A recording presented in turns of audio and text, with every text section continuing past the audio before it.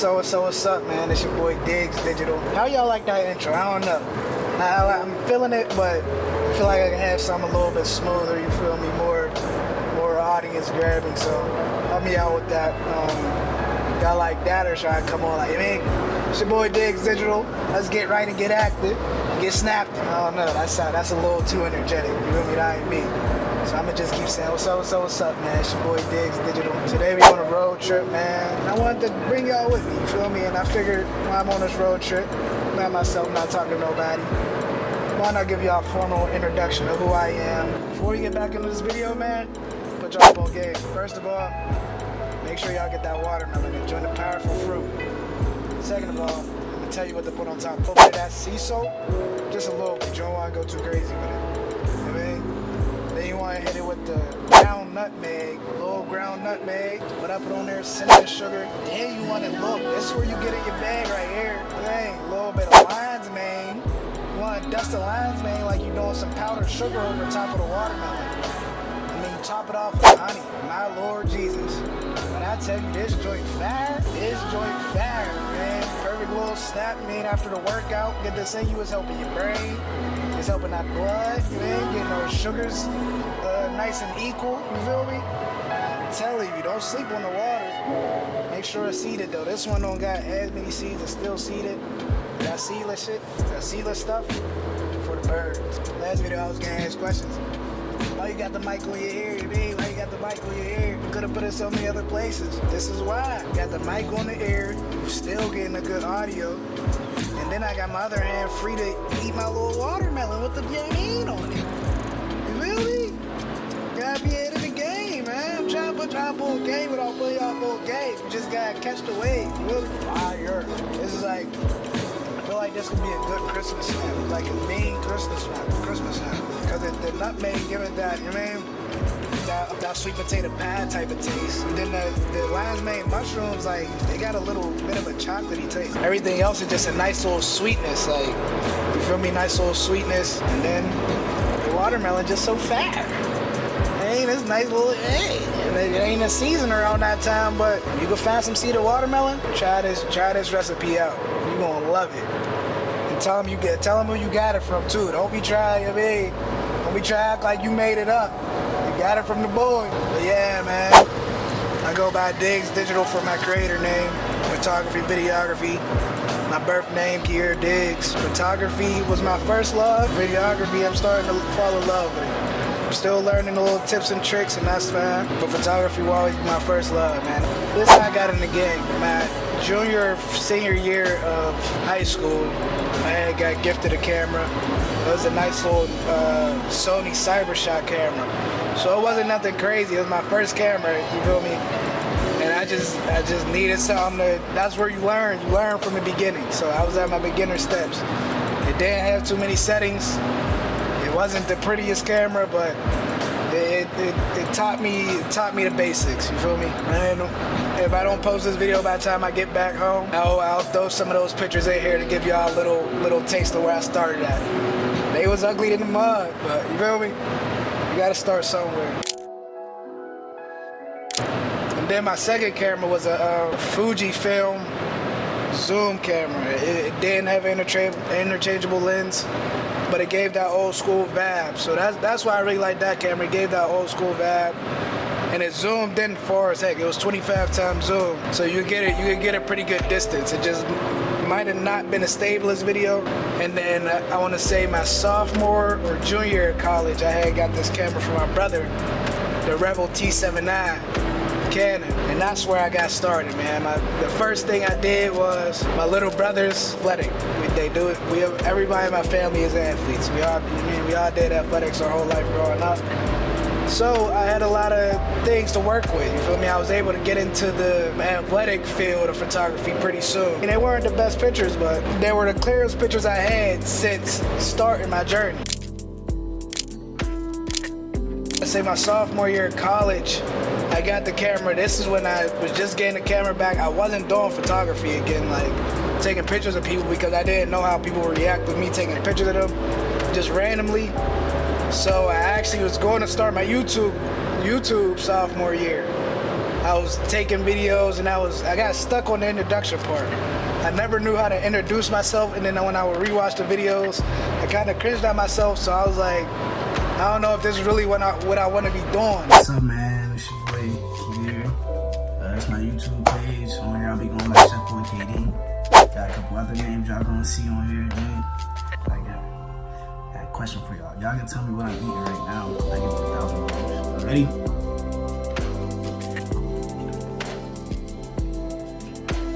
Who was it? I know you don't know. I ain't tripping. And I'm like kind of happy I didn't start then, but I'm not happy I didn't start then, because I probably would have went a different route that I didn't want to go. So, I'm happy I held off on that. But I also feel like I could have did a lot of trial and error in that period. I was trying to start a YouTube video, doing my intros, never got past it, man. And then I'm like, forget it. I'm going out to these parties. I'm going out at night. We go on the tailgates. I'm going to one of the best schools in the universe, Penn State University. So we had these tailgates, and I got a camera, barely know how to work it, but I'm just trying out different stuff. And if I can find those pictures, I'm gonna throw them in here as well.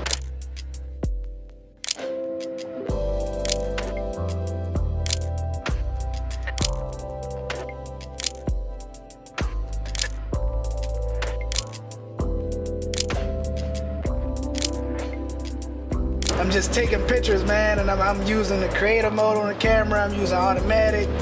I hated automatic, but I just didn't know what else to use on the camera, so I was just going through the different filters and different settings. And what I got stuck on was using creative mode a lot of the time. But then the pictures were coming out like super gloomy and super soft. And I like that, but as I was learning, that's not something I wanted to keep going towards. And that was when I was first beginning. Now I'm way better at graduation pictures, way better at just candid pictures out, tailgate event type app, way better at birthday party pictures. Like, man, I don't know how many times I took a picture and I posted. I'm looking like, man, this is just weak. Like, I could do way better. And I go back to my city. Oh yeah, man, I'm gonna see you taking these pictures. That's hard, bro. I respect it. Like, that's that type stuff that bring me joy. You feel me? Hearing them say that rings a bell in my head. Like, all right, I know I'm not God, but now they know I'm not God, so I really must be that guy. You feel me? As of college, I was doing other events, man. I did a few conferences, different clubs around campus type of events, man.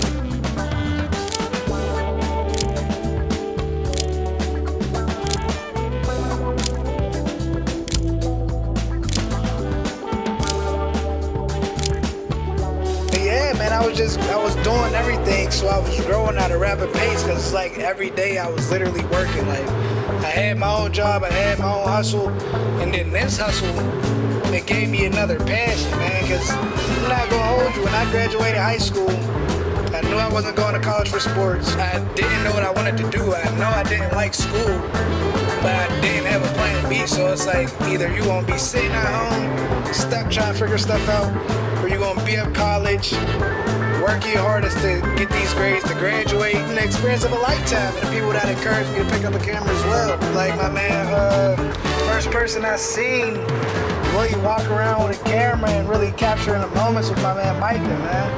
And I used to always get pictures on video joints. My boys be calling me, how you got these professional pictures? I'm like, yeah, man, my boys at school be taking them. After I was doing them, so many people would see me out with the camera all the time, so they just started to figure, like, that's the cameraman. And then shout out to my friends up school, man. I took a chance on me capturing these lifetime moments for them in my beginner stages. Thank you for them trusting me with something so important. That is an important moment. When I first started, I'm telling them, like, yeah, I got you 25 hours. Not realizing how much labor and everything went into photography. The pre-shoot, the shoot, the shot list, the after the shoot, the editing. Like, there's a lot of stuff that go into photography that I didn't realize. So me being a generous person I am, I'm sitting there like, yeah, I'll do 25 for you an hour. They're like, no, we gonna pay you at least 150. So I'm like, oh, for real? Like, people's charging that much for pictures? Because I knew it cost a lot. I never knew anybody that made real money off of taking pictures. So it was like, it was kind of striking to me. So I'm like, people really gonna pay this much for pictures?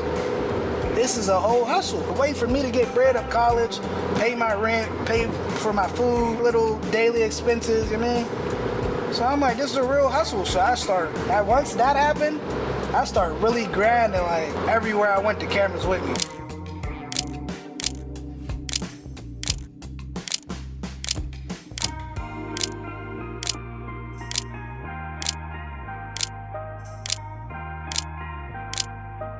So as I started getting booked for the graduation shoots, I'm like, all right, I really gotta learn this stuff because this can be my lifetime job.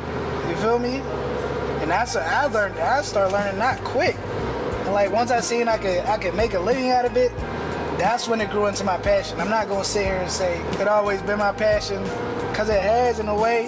When I was in high school, if I'm gonna do something, I wanna be able to monetize it. So I'm figuring out like, okay, this is a new way for me to make money on top of the other ways I'm already making money. So I started really studying this stuff. I was studying photography and videography more than I was studying my schoolwork, like real life.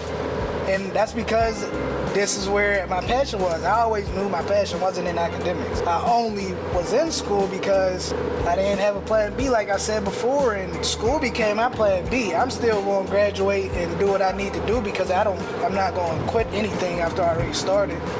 So I'm like, all right, I'm going to finish out my school.